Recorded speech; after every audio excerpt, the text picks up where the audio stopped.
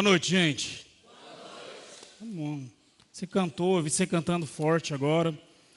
E eu já recebi mensagens da minha igreja, porque na minha comunidade eu sou o pastor anticoral. E aí tem pessoas lá de Goiânia assistindo o culto, viu, pastor? Dá para ter coral na igreja. Brincadeira, gente. Para mim é um prazer estar aqui com você. Então, me apresentar, antes de pregar. Eu sou o Rodrigo, sou casado com a Dani, 2 filhos, Theo e Kalel, um de 10 e um de 8 anos. Sou pastor presbiteriano desde 2008 e o Senhor me permitiu pastorear em Porto Alegre, me permitiu pastorear em Pelotas, no Rio Grande do Sul, onde eu sou gaúcho, eu sou do estado do Rio Grande do Sul. Mas do ano de 2008 até o ano de 2011, o Senhor nos permitiu plantar uma igreja em Goiânia, Igreja Presbiteriana Luz.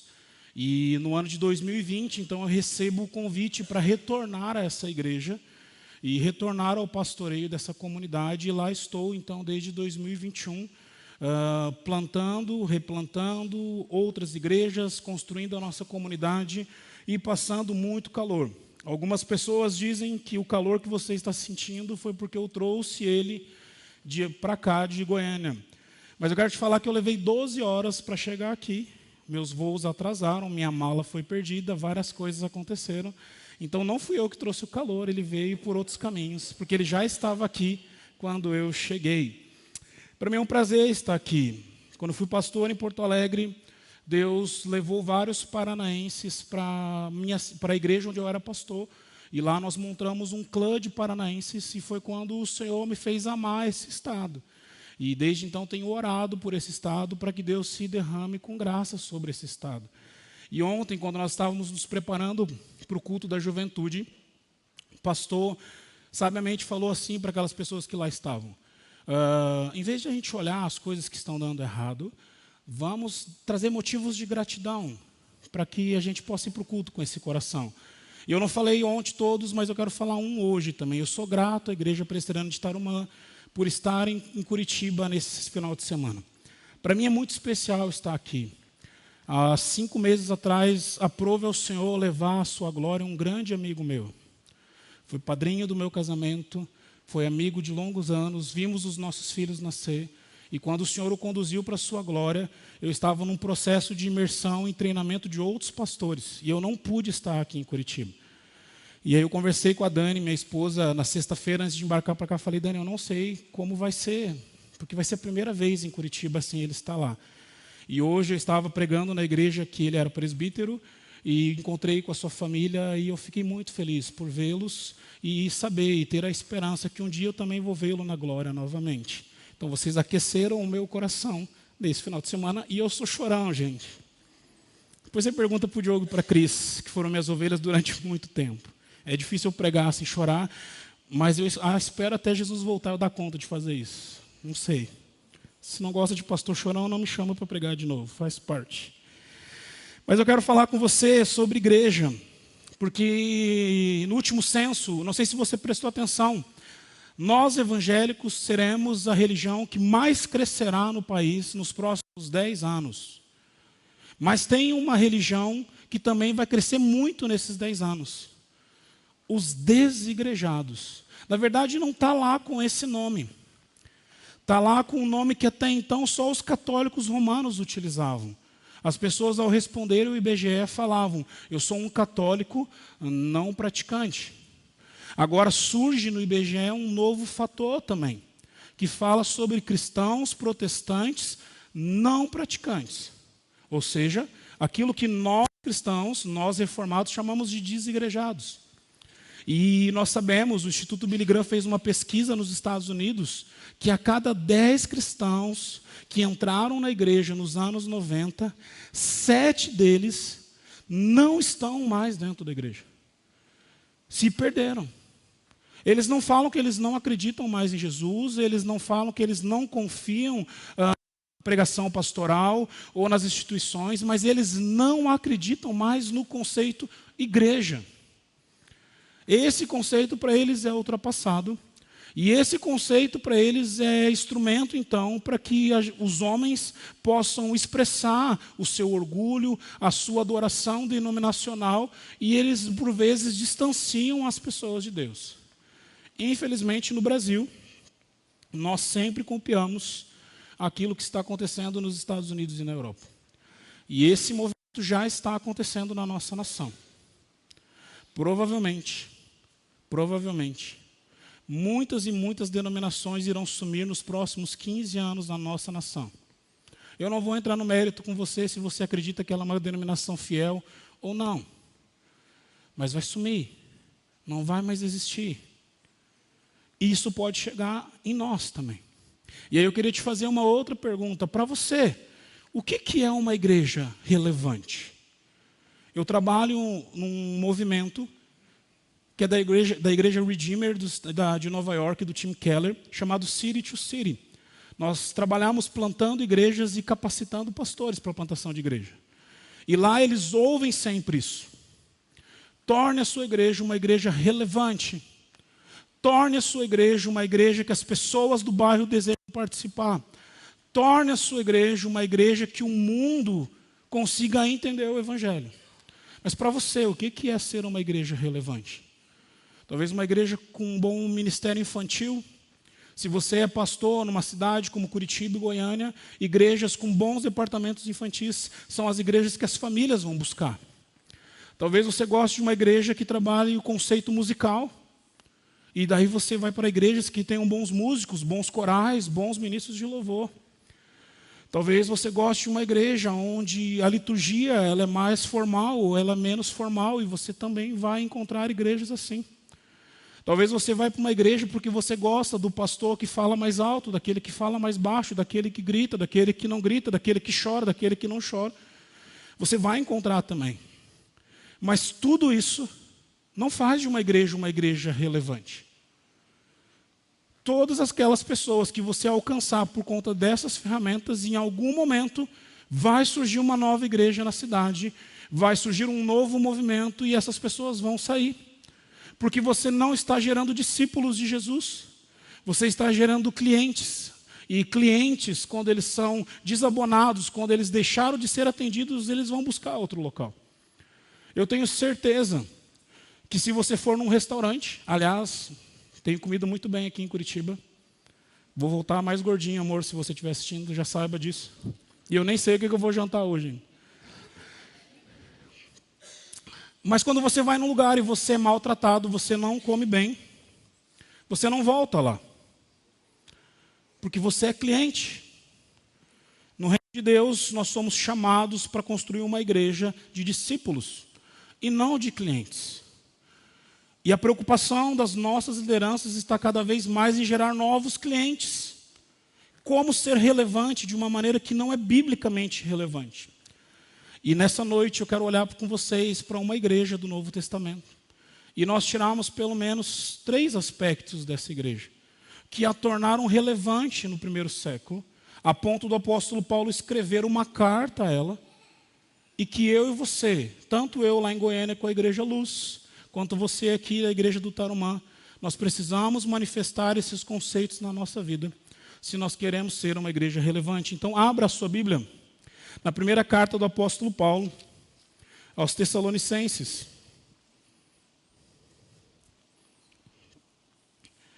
Primeira carta do apóstolo Paulo à igreja de Tessalônica. Nós vamos ler do verso 1 até o verso 10.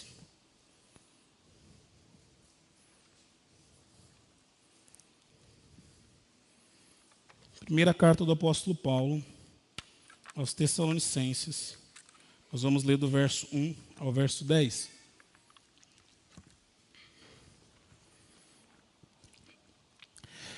Paulo, Silvano e Timóteo, à igreja dos Tessalonicenses, em Deus Pai e no Senhor Jesus Cristo.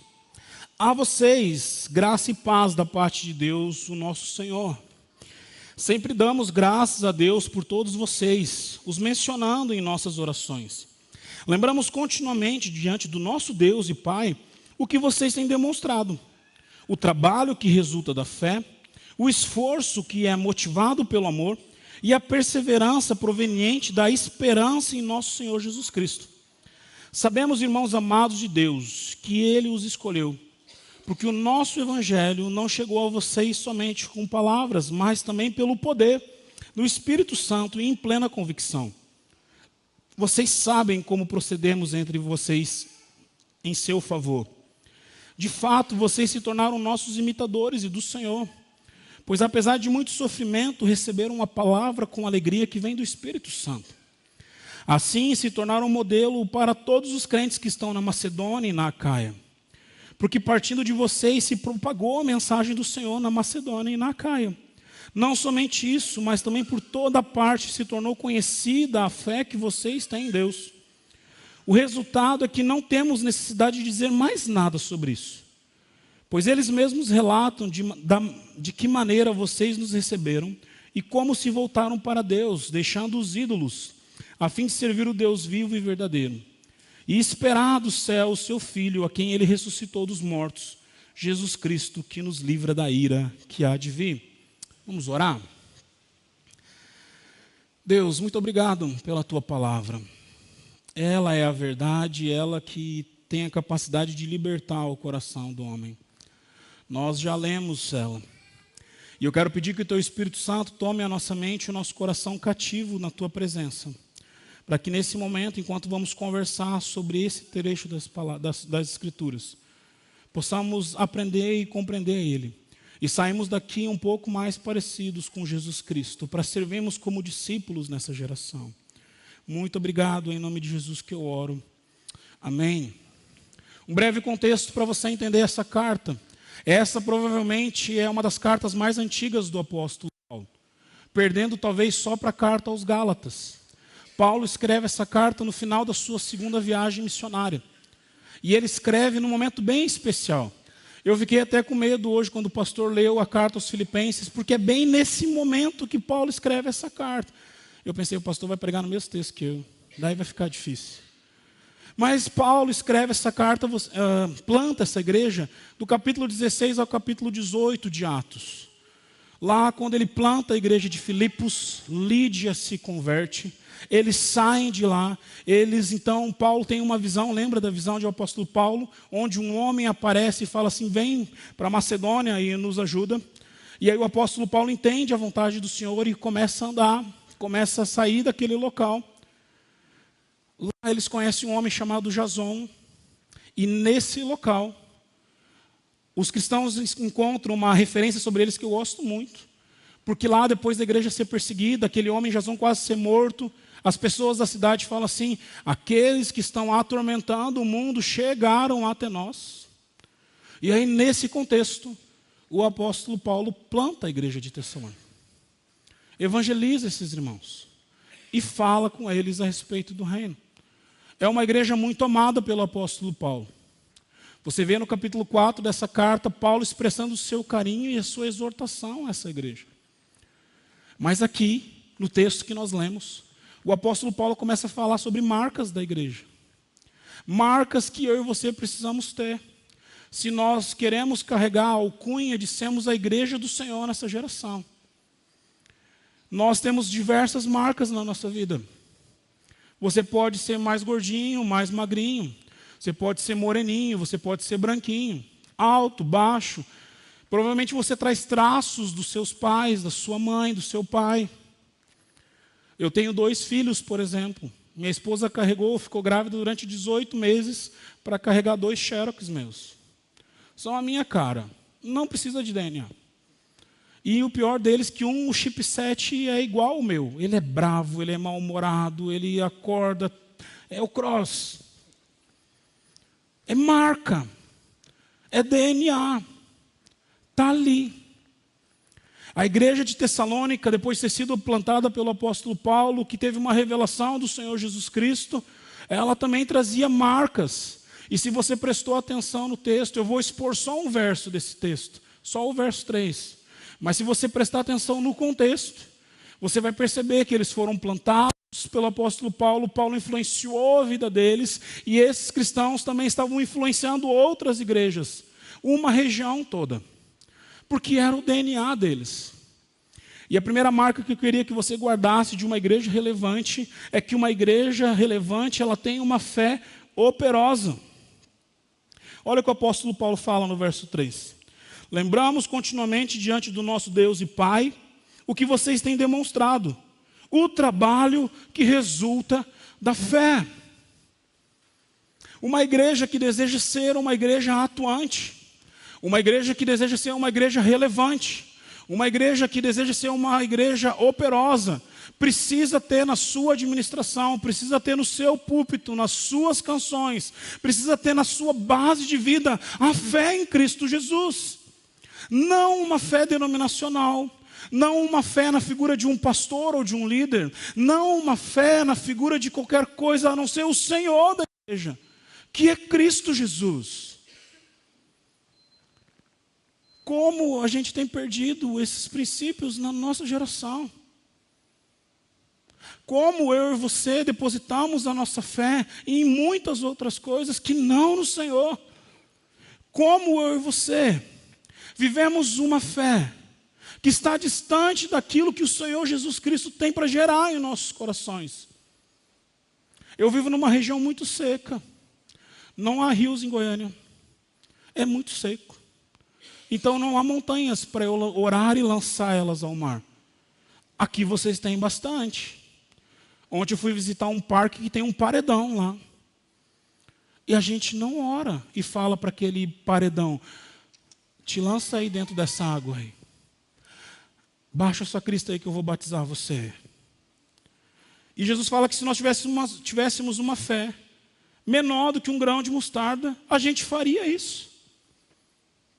E aí eu e você ficamos olhando para textos como esse e dizendo assim: não, pastor, isso é só figura de linguagem.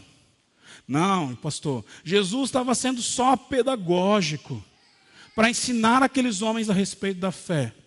É porque é muito mais fácil, meu irmão, eu e você arrumarmos desculpas para a nossa falta de fé do que chegarmos diante do Senhor Jesus Cristo. Como vários e vários personagens do Novo Testamento dizem assim: aumenta a minha fé. Eu quero acreditar mais no Senhor. Eu quero crer mais no poder das tuas mãos. Eu não consigo, mas eu quero. E seria uma oração tão sincera. Seria uma oração tão cristalina na presença do Pai. Quando eu e você chegamos diante dele e falamos: Deus, eu sei que tu tens todo o poder. Tu tens toda a autoridade. Me faz acreditar nisso então. Porque aqui, domingo à noite, depois de você ver o coral cantando, o grupo de expresse louvor, é isso? Expressão de louvor, adoração, louvor? Vocês entenderam o que eu falei. Adorando, aqui é muito fácil. Os problemas não estão aqui. E em muitos locais você é convidado a deixar os seus problemas lá fora. Quantas vezes você já ouviu pastores e liturgos falando assim: não, aqui nós vamos adorar o Senhor. Então todos os problemas que você tem lá fora, você deixa lá fora. Na minha comunidade eu falo: não, traz eles aqui para dentro. Porque eu preciso acreditar que nos problemas do meu dia a dia, Cristo pode agir na minha vida. Ele não é só o Senhor que cura o cego, que faz o coxo andar, que sara o leproso. Ele é o Deus que cura o seu coração também, que lida com os seus problemas na mente, que cuida dos seus medos e que cuida de tudo aquilo que você tem dissipado na sua mente. É Ele que cuida da estabilidade do seu lar, é Ele que cuida da estabilidade da sua saúde, é Ele que permite as coisas acontecerem na história da sua vida. E quando nós particionamos a nossa fé, nós deixamos de ter uma fé operosa. Eu lembro que no ano de 2016 eu estava no Rio Grande do Sul. Meu filho mais velho teve uma crise de asma. Todos os tipos de it que existia eu tenho. Rinite, bronquite, sinusite, barriguite, tudo eu tenho. E meu filho herdou algumas coisas. E meu filho mais novo tinha acabado de nascer. Nós estávamos numa cidade onde eu não sabia nem onde ficava o hospital da cidade. E o meu filho teve uma crise séria de bronquite. Eu precisei deixar a minha esposa com meu filho mais novo e sair pela cidade com meu filho, procurando um hospital. E é angustiante isso. Eu fico pensando como foi para Deus ver Cristo morrer, porque eu fiquei vendo meu filho doente, eu fiquei em prantos. E a minha oração foi assim: Jesus, tira o meu pulmão e dá para o meu filho, se for necessário. Mas não deixa que nada aconteça na vida dele. Eu não sei onde é que tem hospital aqui. Eu preciso chegar. E me mostra, Senhor. Tira a minha vida, mas não tira a vida do meu filho. Nós chegamos no hospital. Deus ouviu a minha oração. O médico tratou do meu filho, porque a medicina está lá para isso. Meia hora depois do que ele estava roxinho do meu lado, ele já estava brincando pelo hospital. Eu ainda falei para o médico, eu falei, nem parece que era a criança que estava desfalecendo há meia hora, 1 hora atrás. A gente precisa ter fé. Um dia eu cheguei em casa e esse meu mesmo filho tinha colocado o Thor, o Capitão América, o Homem de Ferro, e deitado estava o Aquaman. E eu perguntei o que ele estava fazendo. Ele falou, papai, nós estamos orando pelo Aquaman porque ele está doente.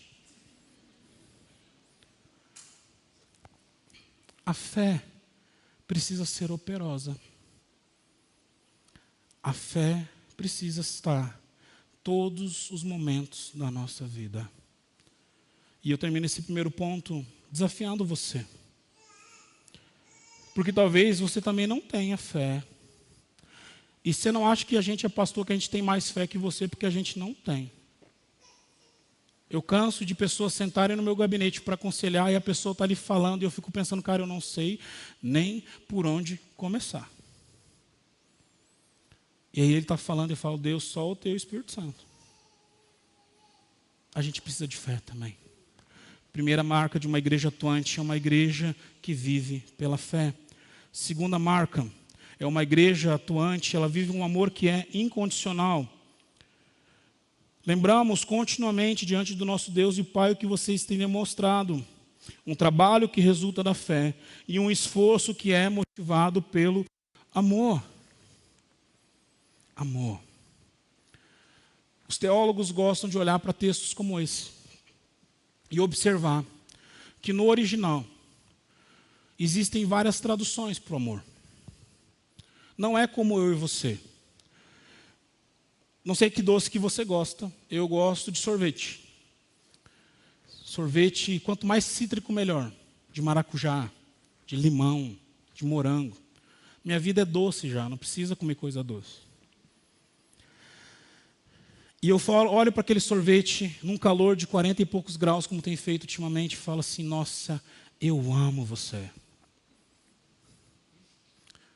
Eu amo esse sorvete. E aí eu chego na minha casa, meu filho vê eu chegar e já vem correndo para os meus braços, eu viro para o meu filho e falo assim, eu amo você. Vou dar um beijo na minha esposa e falo, eu amo você também. E é o mesmo conceito. A pergunta que eu faço para você, o amor que eu tenho pelo sorvete, pelo meu filho e pela minha esposa são iguais? Não são.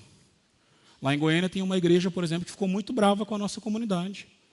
Porque eles fizeram um culto de pet, culto do pet. E no dia das mães, as mães de pet queriam ganhar presente. E aí eu gravei um vídeo falando assim, você não pode amar o seu cachorro da mesma maneira que eu amo meu filho. Seu cachorro morreu, você vai no pet shop e compra outro. Filho, não. Então, debreia. Debreia é uma expressão gaúcha para pisa na embreagem. Dá uma debreada. Né? É diferente o amor. E no grego é assim. Você tem vários conceitos para expressar tipos de amor. Então você tem o filéu, que é uma palavra para expressar um amor entre amigos, um amor de companheirismo. Você tem o eros, que é uma expressão de um amor romântico, que talvez seria traduzido para o nosso português como paixão. E nos escritos bíblicos você tem um tipo de amor que você denomina Deus, que é o amor ágape, ou agapau do grego. Esse amor é um amor abnegado. É um amor que ama sem esperar nada em troca. Na maioria dos textos bíblicos, você vai encontrar esse amor sendo escrito para se referenciar a Deus. Porque Deus amou o mundo de tal maneira que deu seu único filho. Lá a expressão é essa. É uma expressão de amor abnegado. Mas o apóstolo Paulo, como ele gosta de mexer com a nossa mente, ele gosta de mexer com o nosso coração. quando ele vai escrever essa carta à igreja de Tessalônica, ele usa essa expressão para se referir à igreja. Paulo fala assim: eu estou admirado e me aquece o coração, me salta os olhos, eu fico feliz de ver esse amor abnegado que vocês têm pelas pessoas, aquilo que vocês têm demonstrado em vocês, aquilo que é marca da igreja de vocês. E a explicação para isso é muito simples, meu irmão. Nós, seres humanos, nós só conseguimos entregar aos outros aquilo que nós temos. Aquilo que nós temos. Essa geração quer mudar tudo. Os youtubers querem mudar. São felizes na frente das câmeras, mas são ansiosos por trás delas. Você só posta as melhores fotos no Instagram. As piores você não mostra, porque você quer mostrar só aquilo que é bom. E no fundo você quer entregar para as pessoas coisas que você não tem. Mas aqueles que foram comprados pelo sangue de Cristo Jesus, aqueles que estavam em trevas, aqueles que não eram povo, e agora se tornam povo de Deus, eles foram alcançados por esse amor abnegado de Cristo. E a partir do momento que esse amor entra na minha e na sua vida, ele revoluciona a nossa mente. Ele revoluciona a nossa estrutura. E ele não é um amor que somente nos preenche, mas ele nos faz transbordar. A ponto que quando nós caminhamos com as pessoas, nós vamos amar elas abnegadamente. Por isso que se você talvez tenha uma pergunta no seu coração nessa noite. Pastor, será que eu sou salvo? Será que eu sou filho de Deus? Faça esse teste no seu coração. Como você tem amado as pessoas? Como você tem olhado para o próximo? Essa é a grande resposta. Tem uma banda e ela canta uma canção falando assim: o amor mais louco do mundo, dá atenção a quem não presta. Esse é o amor mais louco do mundo. Esse é o amor abnegado de Deus. Esse é o amor que olhou para mim e para você e escolheu você na cruz. É o amor de Deus. E aí nós queremos ser igreja sem amar? Nós queremos ser igreja somente para julgar? Quem nos colocou como juízes? Até onde eu sei, nós fomos colocados nesse mundo para amar as pessoas. E aí, fazendo uma aplicação rápida desse ponto, eu sei que é muito difícil amar na nossa geração.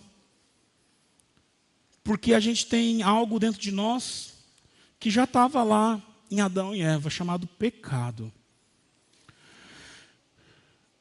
A gente não consegue amar o pecador. Sabe por quê? Porque ele peca. Pastor, como eu vou amar a prostituta? Pastor, como eu vou amar o ladrão? Pastor, como eu vou amar o assassino? Muito simples. Você é igual a eles.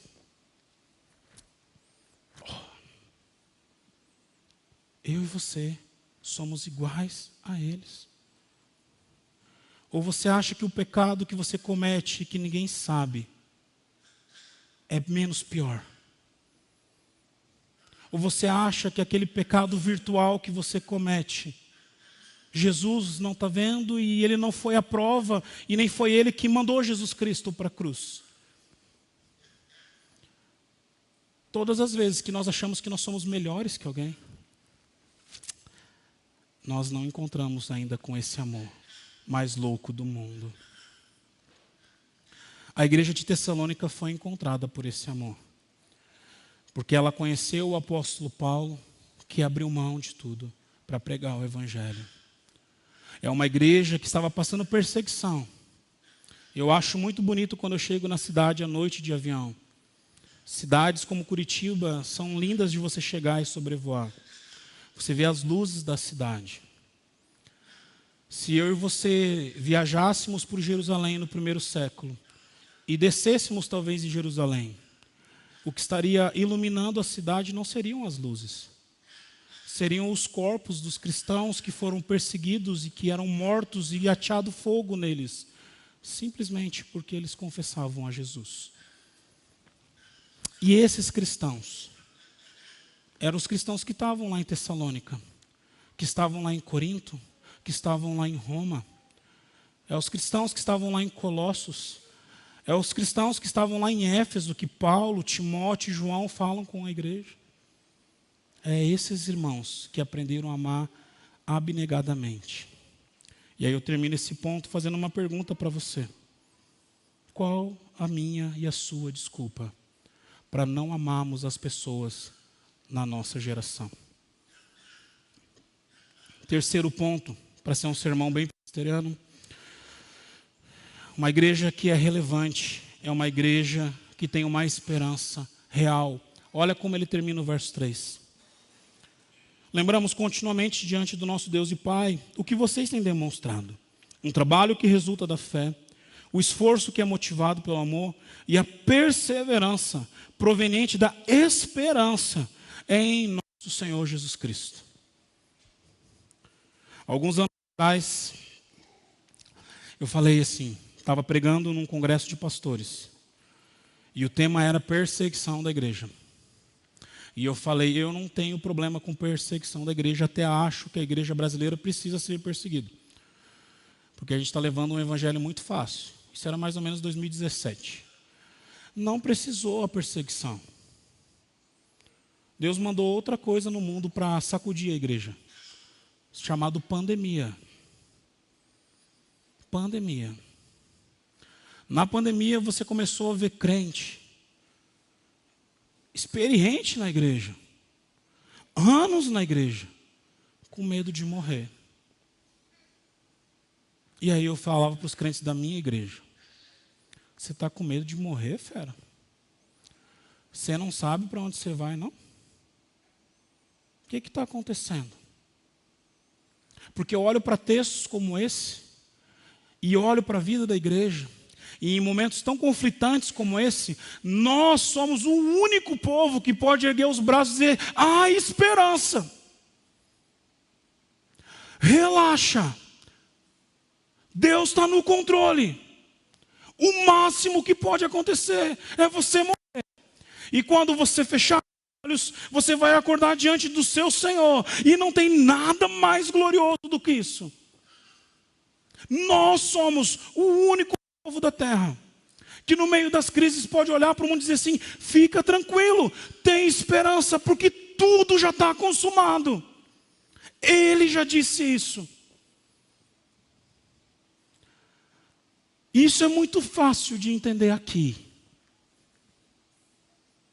Você pode fazer vários livros teológicos sobre isso. Vários sermões. Difícil é quando você precisa viver assim. Na pandemia eu era pastor na cidade de Pelotas. Eu brinco com as pessoas que eu não vivia a pandemia. Nossa igreja ficou aberta todos os dias. Ah, pastor, vocês são loucos, vocês são revolucionários, vocês... Eu não quero entrar nessas brigas políticas aí não, viu? Mas eu virei para o meu conselho e falei, esse é o momento que a igreja precisa estar aberta. E eu recebia gente de tudo que é tipo. Longe, distante, com máscara, tudo bonitinho. Pessoas que estavam perdendo vidas. Naquele ano eu fiz 37 velórios. Um dos velórios marcou o meu coração. O pai, o patriarca, havia morrido. 3 filhas. Uma das filhas havia atestado para o Covid. Então, no momento do ofício fúnebre, ela não pôde participar. E para ela se despedir do pai, precisou todo mundo sair do local. Ela se despediu do pai, então o caixão fechou. E ela foi para dentro do carro chorando. E eu voltei refletindo aquele dia, falei, nesse momento, que a morte encontra todo mundo, aonde eu e você aprendemos o valor de um abraço, as pessoas não estão podendo ser consoladas. E nesse momento, a igreja precisa se levantar e dizer, há um consolador. que prometeu enxugar do nosso olho toda lágrima, e que disse que aqui não é o fim. A grande questão é que o povo que era para ser o povo da esperança está preocupado com outras coisas. Debater a igreja preta, debater se pode ou não pode falar mais alto ou mais baixo, que tipo de roupa é uma roupa gospel para ser usada, se crente pode comer churrasco ou se não pode, se Coca-Cola é de Jesus. Meu irmão, tem gente indo para o inferno. E lá é sério o negócio. Por isso que ontem para os jovens eu fiz uma brincadeira e é verdade. Tem crente que está preocupado em achar demônio na galinha pintadinha e não está preocupado em livrar pessoas do império das trevas. E uma marca do meu ministério, eu vou deixar ela aqui, uma frase: toma chá de senso, fera. Você gosta de tomar chá de muita coisa. A igreja precisa começar a tomar chá de senso e voltar a ser igreja. Quantas pessoas que você conhece que precisam de esperança? Existe um cantor, e eu termino com a frase desse cantor, chamado Elvis Sodré. Ouça ele, muito bom. E ele tem uma canção chamada Paraíso, se eu não me engano. E ele fala assim: por que você está chorando? Se o fardo aqui é de algodão. E aí você pensa: nossa, mas eu estou sofrendo tanto, será que é de algodão? Será que é tão pequeno mesmo o fardo para carregar? E aí ele fala no coro: é de algodão porque o paraíso já brilha. Ele já é uma realidade para mim e para você. A salvação em Cristo veio para ficar. As coisas aqui são passageiras. Nós somos o único povo que pode gritar para esse mundo em caos. E eu termino a mensagem então perguntando para você: qual a igreja do Tarumã quer ser? Que tipo de igreja? Uma igreja relevante de verdade, biblicamente relevante na vida dos seus cristãos? Ou só mais uma igreja da moda? Igrejas da moda passam. A igreja do Senhor Jesus Cristo não vai passar. E o desafio que eu faço para você nessa noite é o mesmo desafio que eu fiz para a minha comunidade quando expus esse texto. Nós precisamos ser essa igreja aqui. E pagar o preço para ser essa igreja. Porque por mais que seja penoso, nada se compara ao sacrifício do nosso Senhor Jesus Cristo. E a própria palavra dele fala que nele o trabalho não é vão. Seja essa igreja. Seja essa igreja. Quero orar pela sua vida. Deus, muito obrigado por essa noite. Nos faz, Deus, refletir sobre quem somos. Nos faz, Deus, refletir sobre quem o Senhor quer que sejamos como igreja. E eu quero de antemão pedir perdão ao Senhor pelas vezes que estamos tão e tão preocupados com outras coisas e não estamos preocupados em sermos discípulos do Senhor. Guarda a igreja presbiteriana do Tarumã. Guarda seus pastores, seu conselho, sua liderança. Deus, que essa igreja continue ao longo da sua história, tendo Cristo como Senhor dela, tendo Cristo como a centralidade dela, para que ela possa continuar alcançando os perdidos que estão aqui nessa cidade, nesse bairro. Quero orar também pela nossa comunidade lá em Goiânia. Guarda a Igreja Luz. Continua a abençoar os seus pastores e conselho lá. Guarda o nosso povo também. Nos despede com a tua paz. Em nome de Jesus, Senhor. Amém. Muito obrigado, gente. Deus abençoe.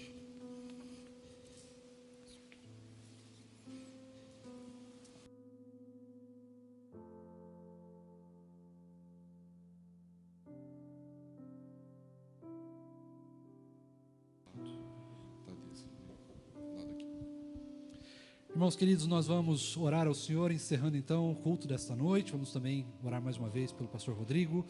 Vamos impetrar a bênção. Eu queria convidar você para ficar de pé comigo nesse momento. Nós orarmos juntos. É assim que nós terminarmos de cantar o Amém Tríplice, eu vou te convidar para sentar mais um minutinho. Aquele ritual que nós já estamos acostumados, você senta um minutinho, nós descemos até lá na porta, e daí nós podemos cumprimentar você, e todos nós somos esperados por um cafezinho e um momento de comunhão, para compartilhar daquilo que Deus falou conosco ao longo dessa semana e ao longo do dia de hoje. Vamos orar? Bondoso e maravilhoso Deus, nós te louvamos pela tua palavra aqui pregada e exposta. Obrigado, Deus, porque o Senhor de fato tem falado com essa igreja, e o Senhor tem falado muito e muito profundamente. Nós temos ouvido a voz do Senhor, o conselho do Senhor, a direção que o Senhor tem dado para cada um de nós. E nós queremos responder aquilo que o Senhor tem ministrado aos nossos corações. Deus bendito, que o Senhor possa de fato, Deus, tornar a igreja presbiteriana do Tarumã uma igreja relevante. Não uma igreja relevante para nós, mas uma igreja relevante para o teu reino, para o crescimento do teu reino, para a divulgação e proclamação do teu evangelho, para que pessoas aqui possam encontrar o Senhor dentro deste lugar e através dos membros desta igreja. Por isso nos usa, Deus, nos dá um ministério profundo, relevante de discipulado, de cuidado uns para com os outros, um ministério de evangelismo e missões forte, Deus, que seja de fato, Deus, para a honra e glória do teu santo e bendito nome. Que o Senhor nos use, Deus, poderosamente para a proclamação do teu evangelho.